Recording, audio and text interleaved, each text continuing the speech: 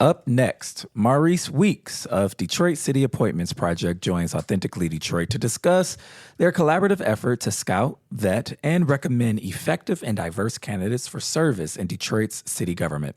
But first, this week's hot takes from us in Bridge, Michigan. The city claps back at the Detroit Free Press Sunday story about Detroit's state of democracy, and Michigan Ballot Initiative aims to reveal dark money donors behind political ads. Keep it locked. Authentically Detroit starts after these messages. Interested in renting space for corporate events, meetings, conferences, social events, or resource fairs? The Mash Detroit Small Business Hub is a 6,000 square feet space available for members, residents, and businesses and organizations.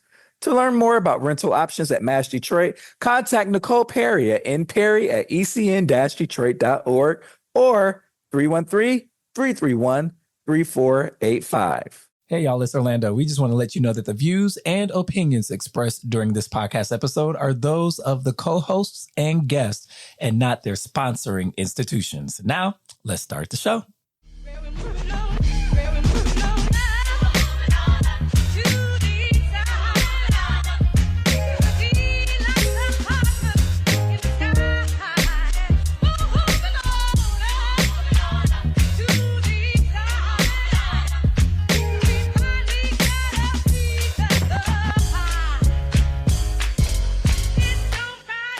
Hello, Detroit and the world. Welcome to another episode of Authentically Detroit, broadcasting live from Detroit's East Side at the Stoudemire inside of the East Side Community Network headquarters. I'm Orlando Bailey. And I'm Donna Givens-Davidson. Thank you for listening in and supporting our efforts to build a platform of authentic voices for real people in the city of Detroit. We want you to like, rate, and subscribe to our podcast on all platforms.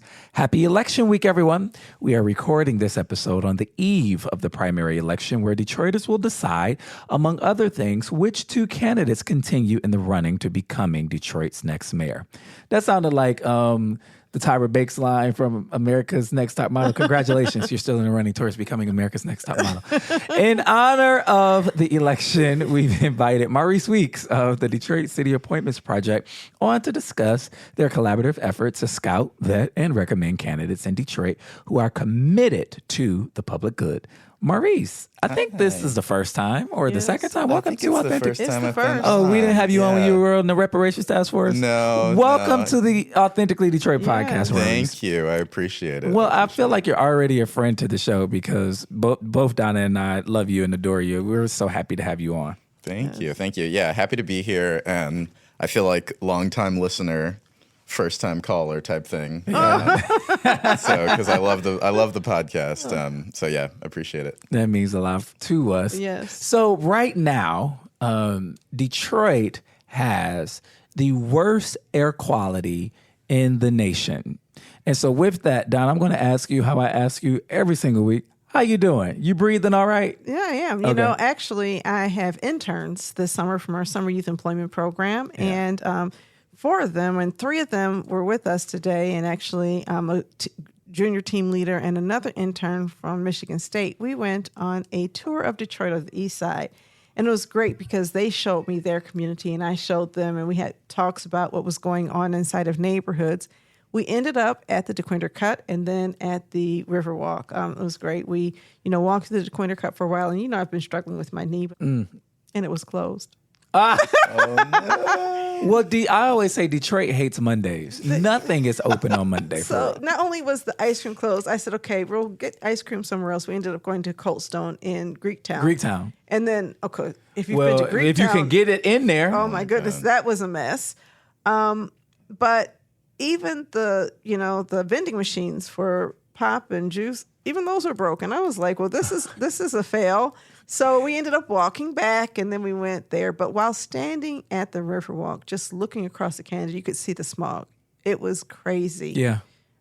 I didn't feel different. Yeah. My breathing was fine. I wasn't walking quickly enough, or I don't think it was, and I don't know if I'm in a sensitive group. I like to think of myself as not being, but whatever, I think I'm fine.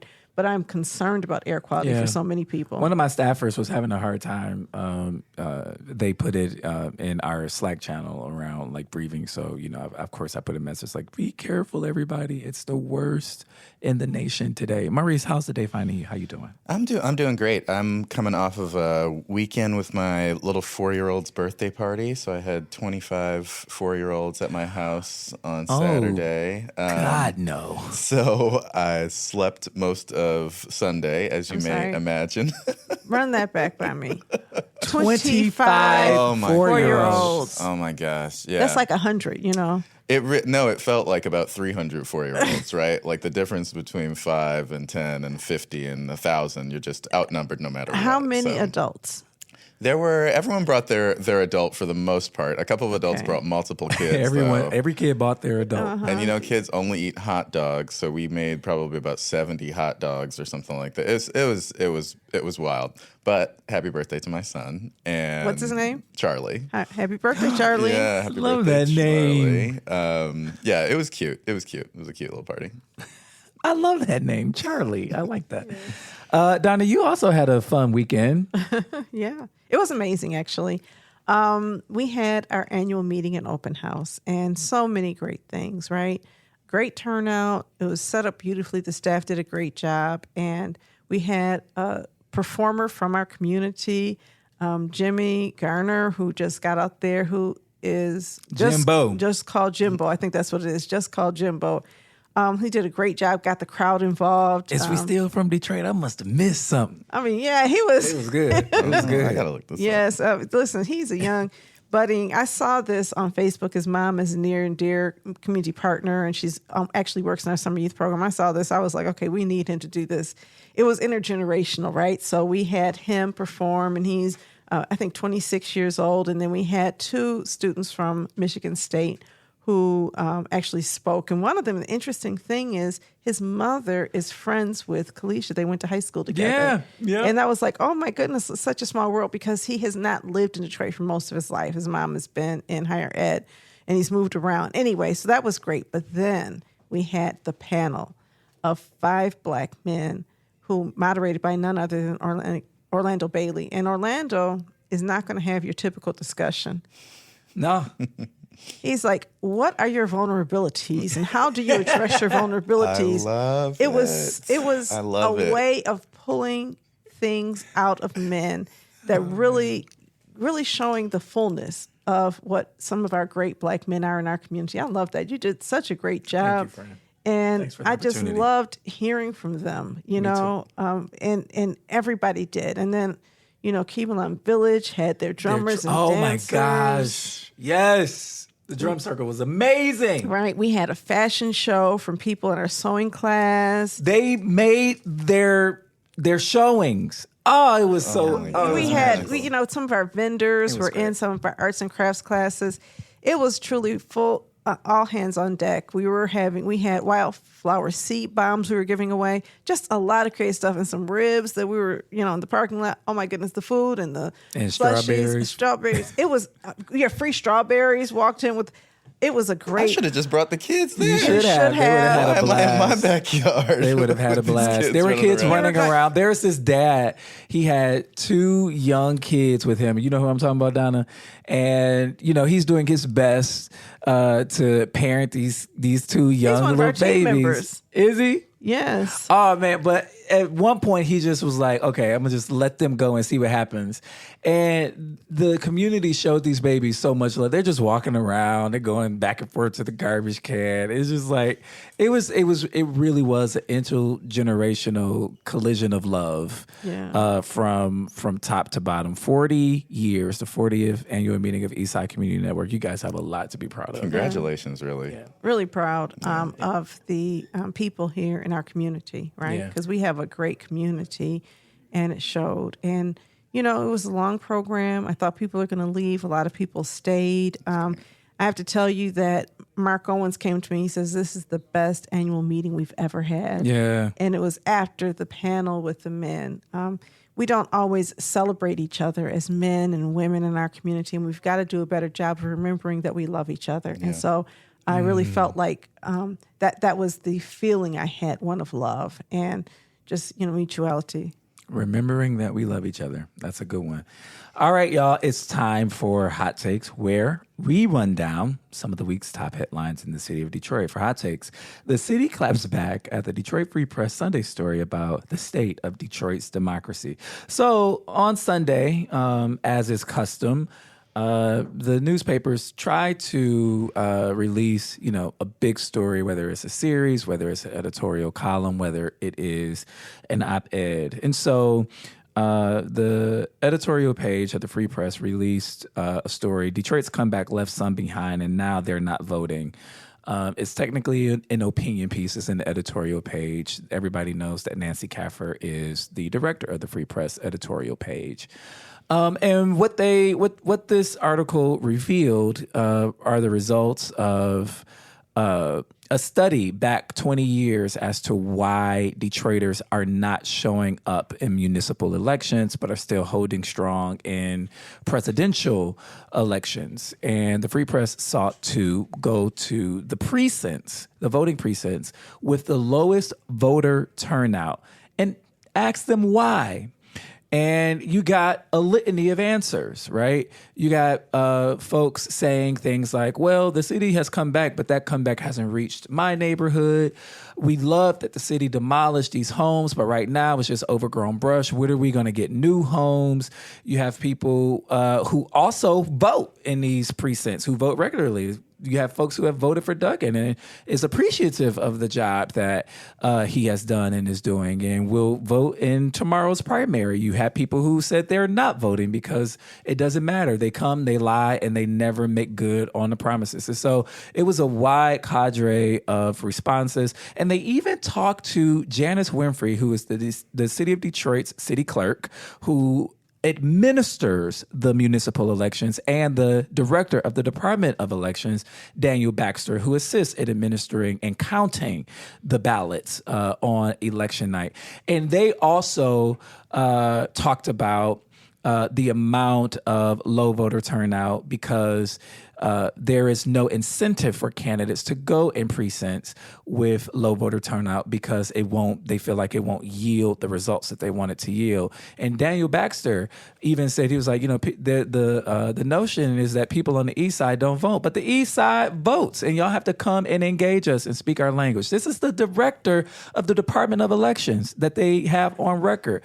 But somehow, I don't understand why the city of Detroit saw this as a dig, and I'm inferring this as a dig, and whoever manages their social media got on social media and clapped back at the Detroit Free Press article and said, Nancy Kaffer wrote a column today claiming Detroit democracy is in crisis because the city averages 20% turnout in municipal elections. She made it sound terrible only by omitting comparable municipal turnouts in the suburbs. Oakland County turnout in the November 2023 election, Bloomfield Hills 19%, Clarkston 19%, Hazel Park 11%, Madison Heights 15%, Wall Lake 11%, Wixom 19%. Everyone fell below Detroit's turnout numbers, as do communities all across Michigan in their municipal elections. Is anyone at the Detroit Free Press editing the editor? Yeah. Donna, what say you? Oh, I was furious when I read that. I think a lot of people were furious at the same time. I just started off by just saying this is a sad response from the city.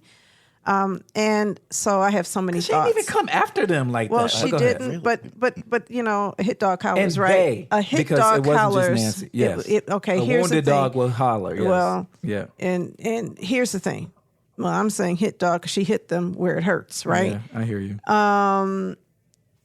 Because she talked about the fact that people feel neglected in some neighborhoods, and this is a mayor who has insisted there are no two Detroits, while also visibly touting his strategic neighborhood plan, which, concentrates resources in several Detroits. And a lot of Detroit residents don't get the benefit of being Detroit residents or city services like other communities do. one of the things that I believe it was Janice Winfrey pointed out, and, it's hard for me to even believe I'm quoting her in this story, because we can be so critical, right? No, I'm serious. But one of the things she pointed out was that candidates come and they ask for precinct maps, and they ask for the top 50 to 100 precincts, and there are 500. There are 500 so voting precincts in the city of Detroit.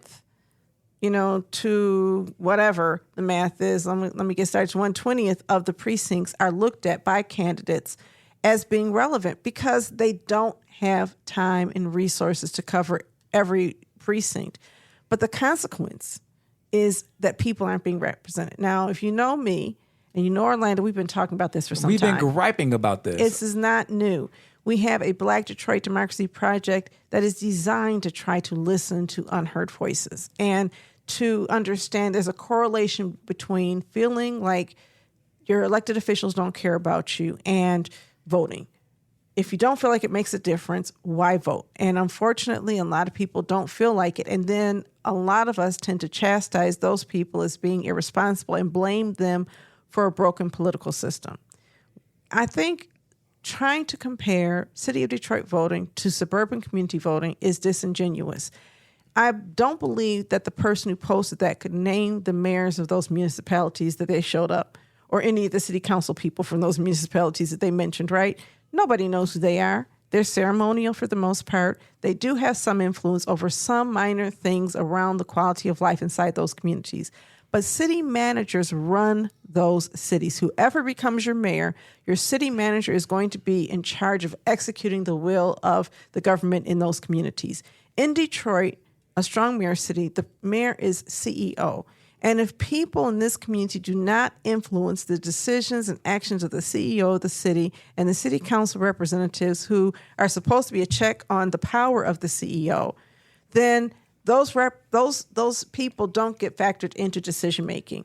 You would not have, I don't believe, strategic neighborhoods in the city of Detroit if everybody from every neighborhood voted and had input into that, because one of the biggest complaints we've heard is what about us? Mm-hmm. I've been to city council evening meetings where people have lined up saying, when is it coming to my block? When are you coming to my community? And people have these politics of austerity.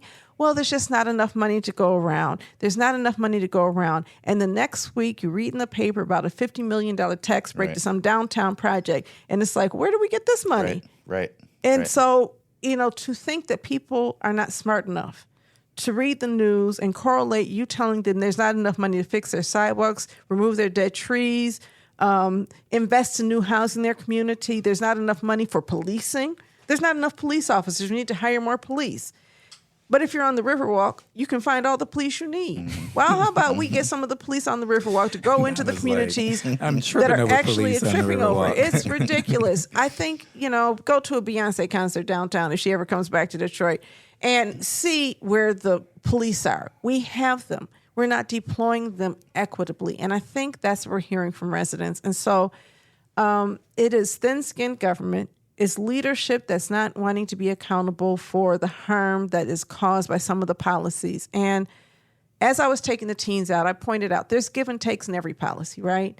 Mm-hmm. You have to acknowledge that some things are improved in some neighborhoods because of the policies here. We were driving through parts of the east side over there by Kirchville and McClellan. West Village. Little Village. Little Village now? And now it's now Little Village. Little Village. It's got a new name.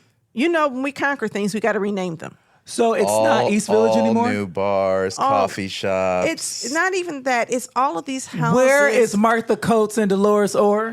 They're probably living next. Listen, it's pretty over there now. It is really nice. Pretty. There's so much new housing over there I did not know about until today. And you can always tell who the gentrifiers are because their brick is they have siding. It looks like Birmingham or Ann Arbor on the east side of Detroit.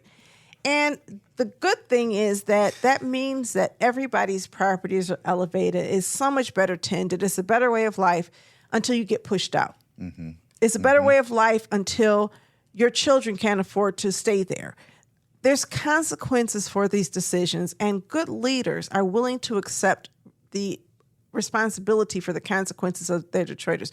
We don't have great political leaders in the United States. because everybody seems to want to reject the consequence or being blamed for the things that they cause. Yeah, they want to spin it. Maurice, you got an opinion on this? I mean, I just don't understand the response from the city at all, honestly. Like if I were in city government and I saw an article about Detroiters not voting, my response would be, you're right. We should get more Detroiters to vote. Why would it be anything other than that? Why? I truly don't understand the motivation of.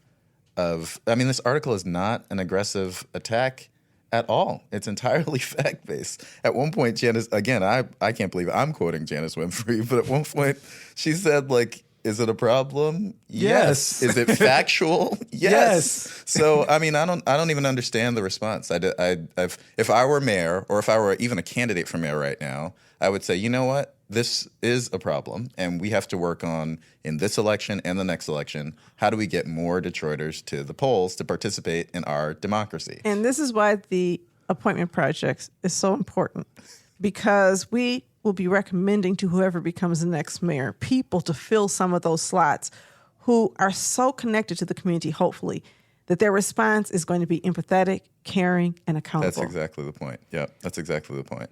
Yeah. All right, y'all. Well, there's certainly more to be discussed on that. You know, I think the pointing out and the naming of a journalist in that adversarial way feels very Trumpy, and it is very, very dangerous. And every journalist in Detroit knows who John Roach is. John Roach has every journalist's number in the city of Detroit when he feels free to call us, text us, yell at us, rebuff what we have to say. I think that Was it John Roach who posted that? I don't know, but John Roach is the mayor's spokesperson, and we know that the mayor's office controls the city of Detroit socials. And I know that Vicki Thomas is over comms. I forget her specific title, but I think she's the comms director. I'm hoping that in the future they would do better. I think they need to apologize, actually. At the least, especially I would say. apologize. We're living at a time where free press is literally being attacked, where journalists The Corporation for Public Broadcasting is sunsetting, and people are acting like this is normal. Sorry, please continue. No, I mean we're in so much trauma right now, and the worst thing you want to do is adopt the bully behavior. I'm going to be honest with you. For a long time, the mindset around, remember whenever you talk about two Detroits, this current mayor says, "Oh, that's divisive." The denial of the living conditions of some people is a longstanding problem with this mayor. I might even say that Duggan has his own track record of just simply denying reality. You can't talk about Black Lives Matter. You can't really say Black in Detroit the way you want to say it, because we have a mayor who considers speech about Black people to be divisive. I remember when people were putting Black Lives Matter street murals all over the nation. And in our city, we put power to the people. And that's great, because I believe the people should have power to the people. But I noted that it was not Black Lives Matter, because we will not support that under this administration. Yeah. Michigan Ballot Initiative aims to reveal dark money donors behind political ads. This is by Simon Schuster at Bridge, Michigan. A potential ballot proposal to change Michigan's campaign finance law could upend political giving and advertising in the state, hamstringing prolific political donors and revealing major sources of dark money spending. The coalition of interest groups has formed Michiganders for Money Out of Politics, a committee seeking to put a proposal on the 2026 ballot that would ban regulated utilities and state government contractors, along with their senior employees, from making contributions to state candidates and a broad array of other political spending. But the proposal would also go further, requiring any outside spending group making even tangential reference to a candidate or ballot issue to report their spending totals and donors to the state in the months leading up to an election. At least 11 other states require donor transparency for so-called issue advertisements that have evaded disclosure rules in other parts of the country, but Michigan would be the first political battleground to do so. We're doing everything we can to close those loopholes, Son McBurdy, the Michigan State Director of Clean Water Action, said in an interview. I think that this will be a major step toward building a better and more transparent government in Michigan. McBurdy has so far acted as a spokesperson for the coalition backing the ballot initiative, which also includes Voters Not Politicians, Michigan Economic Justice Coalitions, Progress Michigan, and the Michigan League of Conservation Voters. Organizers will need to collect valid signatures from 356,958 registered voters within 180 days to qualify for the 2026 ballot. If they do, the proposal is expected to face significant and organized opposition. The Michigan Chamber of Commerce, one of the state's most powerful business interest groups, has blasted the new initiative, including the proposed bans on utility and contractor donations, as a broad attack on free speech rights. I have a lot to say about this. Donna, what say you? Well, first of all, I'm a proud member of the board of Voters Not Politicians, and I'm really excited about this proposal. Secondly, I'm a board member of 482 Forward, and I was in Lansing with the Invest in Michigan Kids Ballot Initiative trying to convince the Michigan Board of Canvassers to accept the new language they proposed. And I just can't even tell you, the Michigan Chamber of Commerce is on the wrong side of history repeatedly. The lies and the distortions, and these are fights I really look forward to fighting with them. I'm going to be out there helping to collect signatures, and I'm going to be out there trying to figure out how to correct the narrative that somehow spending money is speech, okay? And that would suggest that if you have a whole lot of money, your speech counts a whole lot more than mine. We all can speak, but spending money is not and should not be free speech, and we should know who's contributing to campaigns.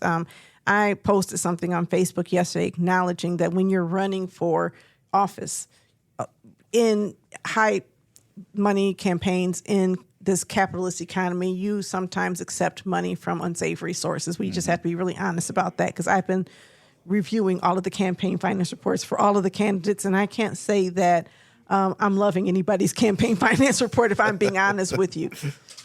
The more that we can do to help build transparency, and not even on the campaign finance reports, but also in the dark money ads where nobody's name gets attached to it. The person is not showing up with a campaign committee report, but they're spending money to support them. That's a concern. If you look at with this mayoral race, I think I read an article a few weeks ago that, for example, Ken Lock's campaign, he's not purchasing television advertising. There are supporters of his dark money groups purchasing television advertising on his behalf. And I think that's wrong. I think you should have to spend your own money to promote yourself. I think in terms of regulated utilities, you can't be a monopoly and also be treated like a corporation in free enterprise. If, DTE wants to engage in free enterprise, then we should allow... Or their PACs, because they do it through their PACs. Or their PACs. But I'm just saying that they should not be able to function in that way if they also have... It's a public monopoly. What it means is, I remember I got a survey not long ago from DTE, and they said, would you recommend DTE to anybody else? And I just laughed, because what would a recommendation... And I talked to somebody who works at DTE, and she says, well, and I said, we've asked them to take this off of the survey, but they leave it on here. We've got to make sure that there is independence in the decision-making of the legislature, of the Michigan Public Service Commission, in regulating DTE without fearing a consequence. Actually, I think, political spending by corporations should be limited a whole lot more than that, but that's all I have to say. I think DTE and utility companies generally sort of play both sides of the fence and act like government agencies when they want to evade the type of regulation that corporations get, the little regulation that corporations get, and then want to act like corporations when they want to actually influence politics. And I think that their opposition to this is a really great example of that.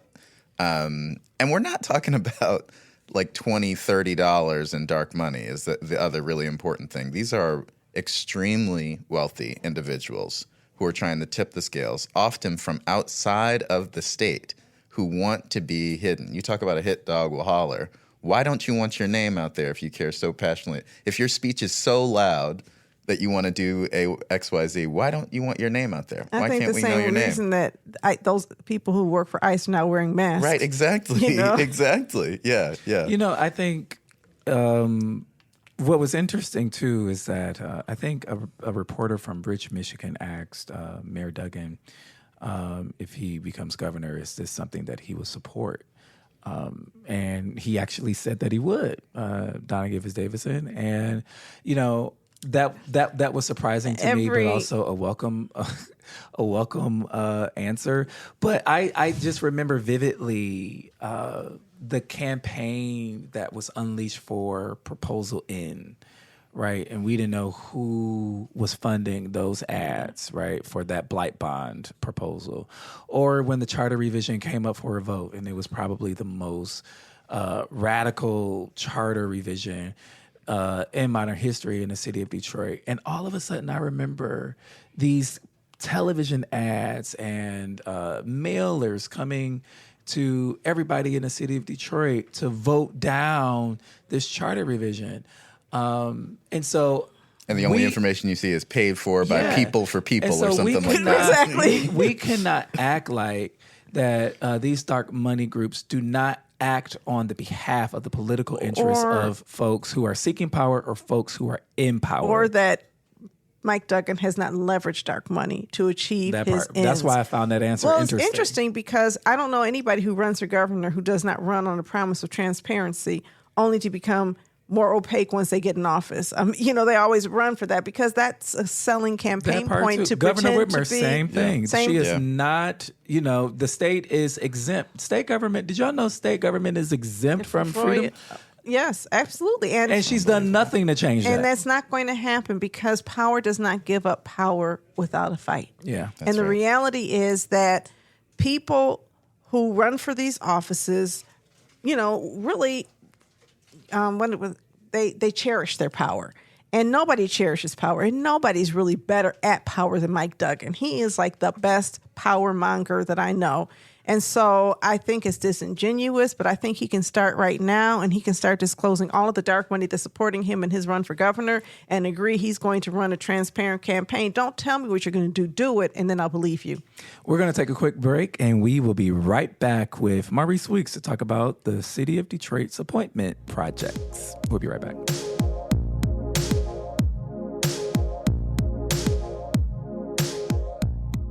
Have you ever dreamed of being on the airwaves? Well, the Authentically Detroit Podcast Network is here to make those dreams come true. Formerly known as the Deep Network and located inside the Stoudemire, the Authentically Detroit Podcast Network offers studio space and production staff to help get your idea off of the ground. Just visit authenticallydet.com and send a request through the contact page.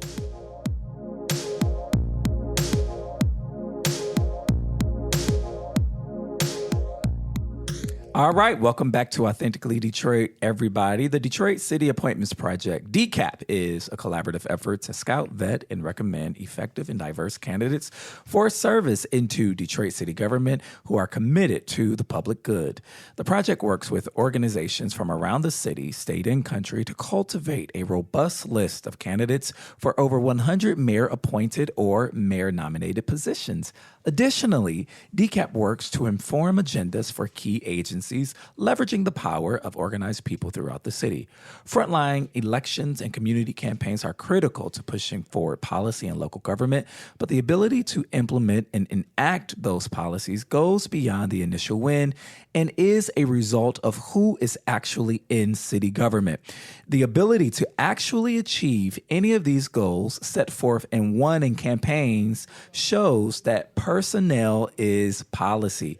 For years, supporters of good representative government infrastructure have found themselves in an uphill battle competing with those forces who want to limit their voice. Personnel is not just policy, it's the ability to enact a vision of good government that delivers for residents. Maurice Weeks is here to talk about DCAP. First off, Maurice, we know who you are, but our listeners are just now getting the opportunity to meet you. Tell us who you are. How would you describe yourself? Yeah. So I'm a longtime organizer.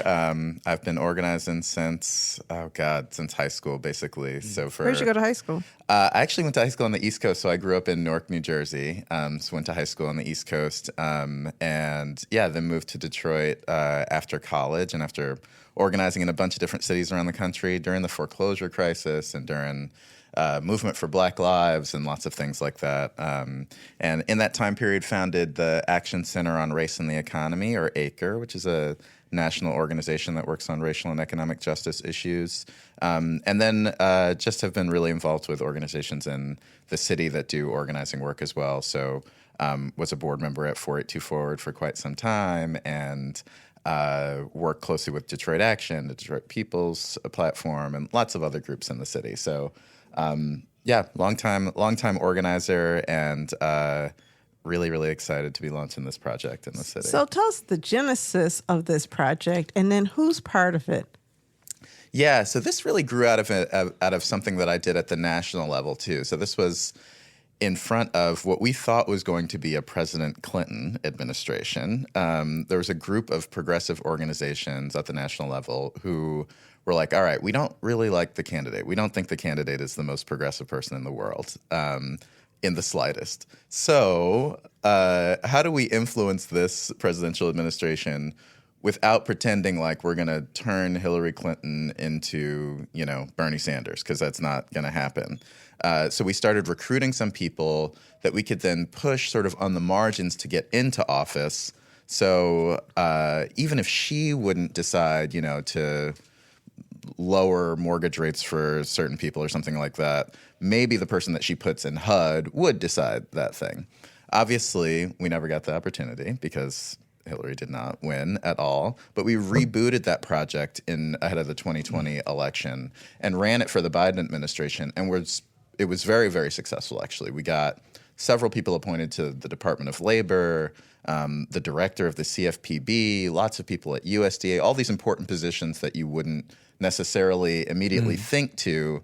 But, in a thing like a federal government, they actually have a tremendous amount of power. It's not Joe Biden or Donald Trump who's sitting there being like, which drugs are allowed to be found in, Roundup or something like that. That is someone else.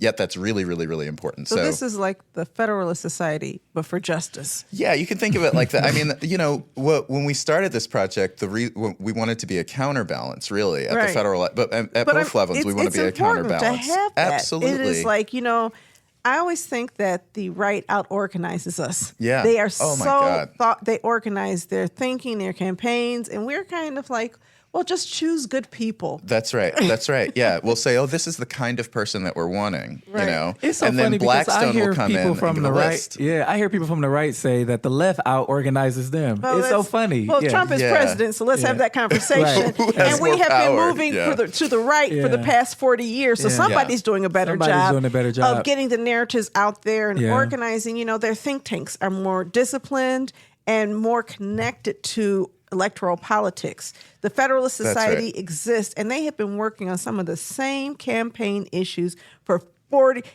since the New Deal. That's right. There's been people who've been trying to unravel the New Deal since, forever. And so I think that this is a really good take, because we know that whoever gets elected mayor, there's going to be people who are lobbyists and others who are going to be pushing their Confederates into these positions. I mean, already are. So that's the other thing. This is what the right does already. I mean, they will organize under Republican, Democratic. They don't care what your administration is, because they're representatives of corporations and other really powerful entities. So they're already active. They're already super active in trying to get names of people and positioning people to be in different roles. So, in some way, I hate to frame it like this, but in some ways we are constantly playing catch up to these folks who have a level of access that, everyday sort of progressives and leftists don't yet have. Well, we don't demand it. That's right. We don't demand it. That's exactly right. And so we can't get mad at people. We can't get mad at people because, a lot of these are horrible people.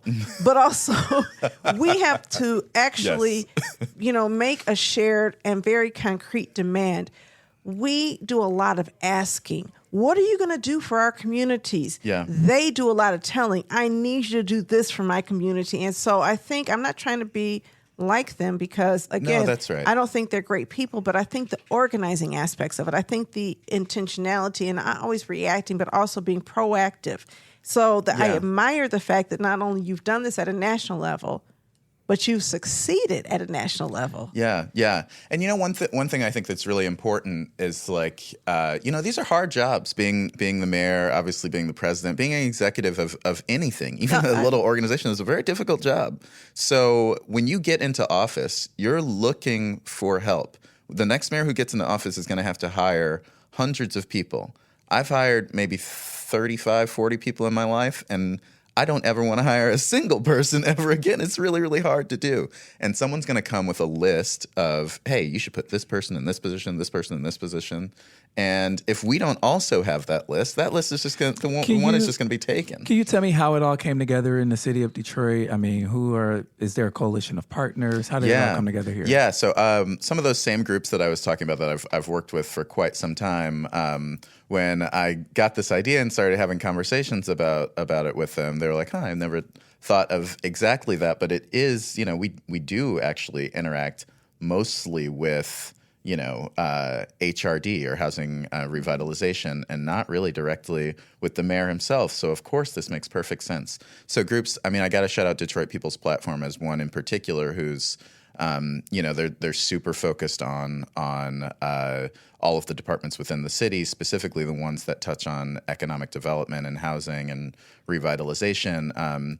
And they and Detroit Action and Michigan United and Michigan Environmental Justice Coalition, 482 Forward, we're all really critical in helping to launch this effort and set some of the criteria and ways that we're looking for candidates. Once we get past tomorrow, as we're recording, tomorrow Election Day, will be key in actually pushing some of the candidates to hire our folks. I think that's great. Couple things. You remember when, first of all, with bankruptcy and emergency management, a lot of people lost their jobs who lived in the city of Detroit. Yep. And then a mayor was elected who believed that the way to replace people was to bring smart people from out east and ignore and negate the intelligence and capacity of people locally. And so we saw, especially at first, outsiders really controlling so much of what was happening in our city. And I think you pointed out that, there's so many things that have to happen. You have to ramp up and hire a lot of people really quickly. What kind of relationship building do you have to do with the incoming mayor to be listened to? Because you can have a list. That's right. And that list gets ignored. That's so good. That was one of my questions. No, that's exactly right. And that's the thing that kind of keeps me up at night is that, how do we get in the room? Luckily, the folks who are in our coalition, no matter who the mayor is, are really going to be critical in getting them over the finish line. There's some people in your coalition who prefer to stand outside and throw rocks. That's definitely than to true. Get inside the room. That is absolutely true. We need people throwing rocks. I'm not going to say rock throwing. I'm not necessarily against There's that unless you're throwing it. Of roles. I think we have to have a healthy respect for roles that are different. Exactly. And that's but the role of the person who gets in that room has to be very, very unique. Yeah. Is that going to be you? No. Well, you have the personality. I think you have the kind of person with that you're easy to talk to. Yeah. So at the federal, this same thing happened at the federal level, right? So I was running this organization, Acre, and we were the rock throwers, right? We were the ones releasing reports saying Blackstone gave this much money to Governor blah blah blah blah, and that's why he's blah blah blah. We were the ones who were yelling. So when it came to, all right, Biden's actually forming a transition team, there was no way in that I was going to be invited into the room to help be on the transition team. We don't have that same, I don't have that same reputation locally of being the person who's constantly throwing rocks, although I do throw my fair share of them. I've been present. So yeah, I think some combination of me and a few other folks in our coalition who, based on who the mayoral candidates are going to be, have really, really good relationships and solid enough relationships that, we don't want to be pushovers. We don't want to be someone who's like, I'm going to get in the room and just be a yes man. But also, you don't want to be so angry that you don't get in the room at all. Can you talk about the vetting process for Sure. candidates that are within your DCAP database? It almost sounds like a appointee talent agency. Shout out to Marlo Stoudemire who championed like Detroit Got Talent. We here, yeah. Absolutely, yeah. So that's right. I mean, that's such an important thing just to underline. Like there's so much talent in this city. I love this city with all my heart, and there's some of the most talented people I've ever met, and we have incredible universities and things in the region that have just left us with really, really qualified folks. A lot of things that other cities don't have. So what we're looking at is, one, what are sort of the sheer qualifications for the job? So the absolute worst thing would be to put someone in who's super, super passionate, but can't actually do the job, doesn't actually know how to do the job, doesn't have the level of expertise. So I care a lot about transit. I really do. It's like one of my main issues, one of the first things I organize around. I don't really understand transit policy. It's never been something that I've worked on. So I shouldn't be the Department of Transportation Director because that would be about 2 weeks of chaos, and then I would be fired and we'd get some other person from, Miami or somewhere to come in and fill my seat. So we want someone who actually has some deep level of expertise so they can actually do the job. That's one. And like I said, we have loads of those people, so that's not a problem. Two, we want folks who are really committed to the common good in Detroit. And the way that we define that is, are you more on the side of corporations and developers is your instinct to say, oh, how do we economically boost the city by bringing in Amazon or some other thing? Or are you thinking about your neighbors? Are you thinking about folks who are in neighborhoods that have been neglected throughout the city? That's also critically important for us. And then three, are you committed to working with groups throughout the amount of time that you're going to be in city government? So some people call that co-governance. So I don't want to just send you off and then we're behind the scenes praying that you make the right decision. We want to help you. We both want success here. We want you to be successful inside, and we want success outside as well. So will you stay in contact? Are you the type of person who has community organizations and organizing forward in your brain, willing to stay in contact with other folks who've been appointed and the groups that put you into this position? One of my questions for positions like transit is also how do you measure success, right? Yeah. And what are your values? What do you think transit should look like? Because you have people who stay in touch, you have people who are committed to doing good things, and their idea is to expand the queue line and upgrade the people mover and throw in a few new buses. I don't hear a lot of people running for office who have a vision for making bus transportation functional in our city. I think that's totally right. I think that's totally right. And you're just saying functional. You ain't even asking for a world-class transit system. You're like, I just want it to be functional. Can the buses run on time? Can we be able to know when the buses are coming? Can we get routes that cover the whole city? Can we get dedicated bus lines? Can we have mini transit? Can I tell y'all a story about the bus today? So y'all know my office is at Techtown, right? Mm-hmm. And so the Techtown parking lot is at Amsterdam and Cass, right? And so I have to leave Techtown to go to the parking lot. I am on Cass, getting ready to cross the street. I'm on Amsterdam, getting ready to cross Cass on the intersection. I'm headed east, right, to cross the street. There's a 4-way stop, right? The bus is stopped. I proceed to go because I have the right of way. Do you know when I got to the middle of the street, the bus decided that it was going to zoom past me? I could have gotten hit by a bus. No, it's crazy. I was so angry. I took a photo of the bus and everything, and you can see that it's an all-way stop. That bus should not. And so I'm like, who are they hiring? And what is the vetting process? And this dude looked me slap dab in the eye. I had to find a number to call for a complaint. My DDOT complaint number is 16410. They will call me back within 7 to 10 business days because take that driver off of the road. We're hearing about bus accidents, people being killed, bikers, all of this craziness, and you are supposed to be at a complete stop, and you decide when a pedestrian is in the middle of the freaking street that you're gonna go to the other side. I could not believe it. So, like in any job, in any profession, there's going to be some folks who are, who are not meeting the standard. That does not. I don't think that that's the majority of bus drivers in the city. Thankfully, I hope not. And it's been in the news, and it does bring up a really important point, though. I think about how our transit system works, which is, we don't have buses that are running on time. We don't have enough buses on our routes. The buses are overpopulated on some routes. They don't go to certain parts of the city. So imagine you're a bus driver now. You're supposed to be on a route that's 15 minutes late. There's 100 people on your bus. You're rushing to try and get to the next place because that bus is needed for the next thing. It starts to pile up and creates this problem of bus safety, and we've seen that in other cities as well. Yeah, I think we don't pay our bus drivers enough, and we don't pay them so enough. we can't Absolutely. attract and keep them. We don't have tenure. Buses can be unsafe, but a couple other things. I'm glad you brought up Cass Avenue because one of my pet peeves is those stupid bike lanes on Cass Avenue that make it impossible for the buses to fit into the lane.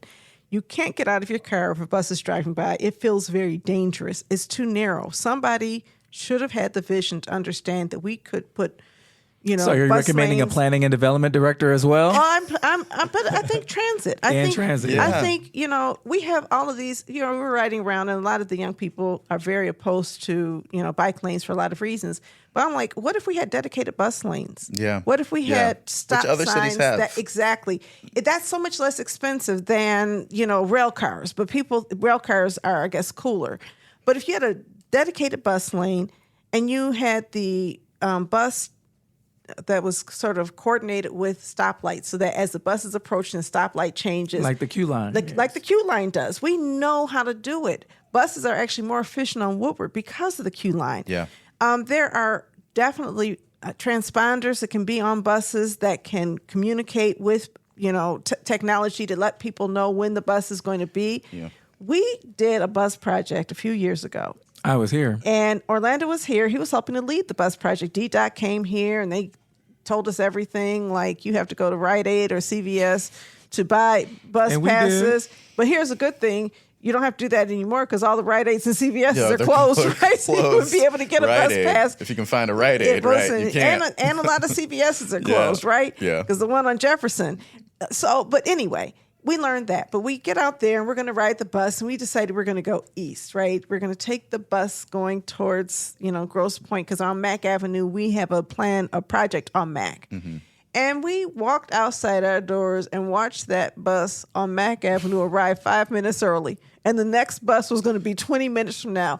I'm as worried about an early bus as a late bus. Why wouldn't the early bus wait? It's a system that's not functioning. I mean, that really is a system that's not functioning well. So, and this is again an example of like why I'm passionate about this issue. I shouldn't necessarily be the person because I don't know why the system is not functioning well. I actually don't want to solve the problem of why the system's not functioning well, but there are people who are transit experts who live within the city who ride the bus. I was going to say, who ride bus riders know what's wrong. Yeah. Bus riders know what needs to be Shout fixed. out to Cunningham. Bus riders know where, yes. And I think that we have to have that kind of lived experience. I think also, I'm not an expert, but I've read a lot about how to improve public transit. And I think even in the selection committee of all of these jobs, having people who are knowledgeable enough to know what some best practices are, not that we as a selection committee, I'm saying we, like I'm going to be on it, but I want to help. But to make sure you're on it, you're invited. All right. I'm holding you to it. Yeah. But I think that we want to make sure that we've read up and we've done our homework so that we can make sure that we're not buying into false promises or solutions that don't make sense. Yeah. A lot of what we see in city government is new ideas that have been disproven, like ShotSpotter or 100%. Things like that. And it's like, let's do our research and have people who bring research with them. I love the idea of doing that. This is so exciting. Yeah. It is. Oh my goodness. Some of the roles we're thinking about, just to give a shape of it, is, there are things like the Director of Planning and Development, the Department of Neighborhoods, Department of Economic Development. If this new mayor keeps it. Right, exactly. The Director of Construction and Demolition, Housing and Revitalization, general services, Department of Transportation, the health department, water and sewage. I mean, all of these are and then that's not even to say the financial offices, which I'm like a particular nerd about, but the CFO and the assessor and the budget director, like these are incredible. Corporation counsel. Orlando raises a really good point, though, because you have the city charter and you have charter mandated positions. That's and you right. have a mayor who's created a whole lot of positions that are outside the city charter. And I'd like to go back to the basics. Like, do we really need all of these things? You know, we also had a jobs and economy team. Yeah. Why do we need a jobs economy team? Well, also we have a Detroit Economic Growth Corporation. Well, also we have a planning director. And then you have the group executive over the planning and HRD. I think that we have created a very top-heavy government with a whole lot of people. And perhaps some of that money that we're spending on all this personnel could be released into the community. As people are looking at saving money, maybe we could look at that. So what I wonder about the city's budget is going to tighten. It should tighten, but it not only should it tighten, but why do we have a Department of Neighborhoods putting city managers in every neighborhood? Councils, yeah. And then you have city council in every neighborhood. And then you have community development organizations trying to fight for our lives because the money that could be spent supporting our work is being spent on really political functionaries, because a lot of these people don't know how to develop a community. What they know how to do is push the mayor's message into the community. Yeah. So so much of that is there's two ways that's going to come up that I'm really looking forward to. One is when the mayor actually starts to design their office, like any executive coming in, they're gonna, the group executive thing, that's Mike Duggan's strange brain who created that management structure of group executives. That's not something that's mandated by the charter. A lot of other cities don't have that. I think it's a weird way to do it. Apparently it works. It apparently works for him. Well, the reason it works for him is because he wants to exert maximum control. I think that's right. And so when you maximize control of the mayor, then what you do is you concentrate the power in the hands of a few people. And they all speak to you. None of whom have to be approved by city council. Yeah. So the planning director has to be approved by city council, but that group executive who oversees the planning director does not. Yeah. And if you look at it, the other thing the mayor has done is the mayor has put staff members on all of these public-private entities throughout the city, so that the planning and development director and the group executive for planning and development sits on the DEGC board. That's right. Yeah. And so if you're on the board and the board hires the director, you control these quasi-governmental entities in ways that has never been the case in the city of Detroit. Yeah. So how do you see having conversations about some of that, about reorganizing and giving input into what that may look like? So for this round, I'll just say this is the first time we're doing this, and hopefully the first of many times we're doing this. We really think this is an important thing to continue to engage in the city. And also, there's a capacity, requirement to do some of the things that we're talking about here. I really wish that we did have the capacity to do some more recommendations of specific design of what a city government could and should look like. For a couple of reasons, we haven't done that, and some of that is actually we want to keep our financially, we are nonpartisan, and that's really, really nonpartisan and candidate agnostic, and that's really important for us, just based on the tax status that we have. It makes a lot of sense to be nonpartisan and candidate agnostic. I agree with that. Yeah. So, and it gets a little bit fuzzy when you start to, giving someone a list of names is one thing. It starts to get a little fuzzy when you're like, and this is how I want you to set up your specific office. That's not quite what I mean. What I mean is that we encourage the, we encourage the consolidation of roles or things like that. I don't know. I had a thought about what that means. Like, these are some principles that we think make sense as you are redesigning your government. And the principles don't have to be that detailed. Right. But, right. If you're going to have a quasi-governmental entity, then let it be a quasi-governmental entity. When you stack it with your staff, what you've done is you've defeated the intent of the creation of this quasi-governmental entity because you control everything. Yeah. And I'm not saying that has to be you. I know. Someone needs to do that. That could just be me putting together my position paper, whoever it is, because I think I'll help you with that on the side for sure. Yeah, thank you. I'll help you. You help me. But I think that there's got to be this idea that you're giving people not just jobs, but you're giving them the authority to do their jobs based on their professional knowledge and credentials, and you're not micromanaging them.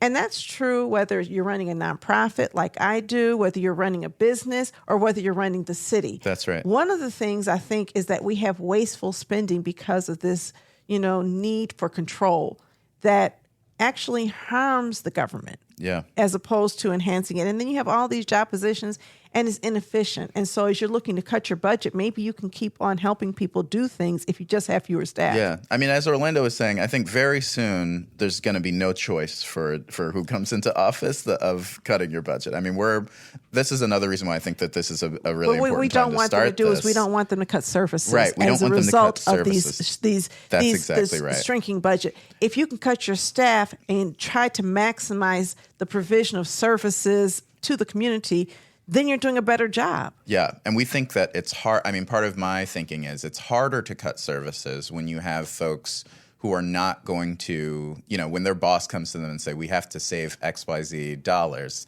the first thing they're going to say is not, let's close this park. I mean, as an example, I mean, we're hiring folks who are going to be, or we're suggesting folks who would be in charge of Parks and Rec. We don't want people whose first instinct to save money is, let's shut down parks in this neighborhood, this neighborhood, this neighborhood, this neighborhood, right?